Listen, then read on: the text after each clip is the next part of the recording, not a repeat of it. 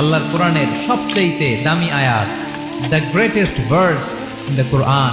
উবাই ইবনে কাব রাদিয়াল্লাহু তাআলা আনহুকে বিষ্ণু সাল্লাল্লাহু আলাইহি ওয়াসাল্লাম জিজ্ঞেস করলেন, উবাই বলো তো কোরআনের কোন আয়াতটা সবচেয়ে সেরা? উবাই জানেন, তারপরে বললেন আল্লাহু ওয়া রাসূলুহু আ'লাম, আল্লাহ রাসূল ভালো জানেন। দেখেন কত বিনয়ী ছিলেন সাহাবারা, জেনেও উত্তর দিতে চাইতেন না, ভাবতেন না জানি বিষ্ণুনবী নতুন কিছু আমাদেরকে জানায়।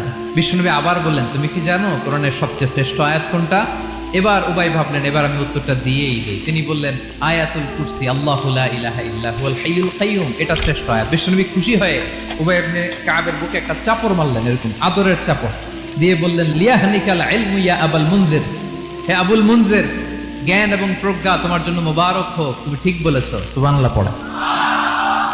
তাহলে এই প্রথম ইনফরমেশনটা আজকে জানলাম, কোরআনের সর্বশ্রেষ্ঠ আয়াতের নাম 6236টা আয়াতের মধ্যে থেকে সবচাইতে দামি আয়াত এটা।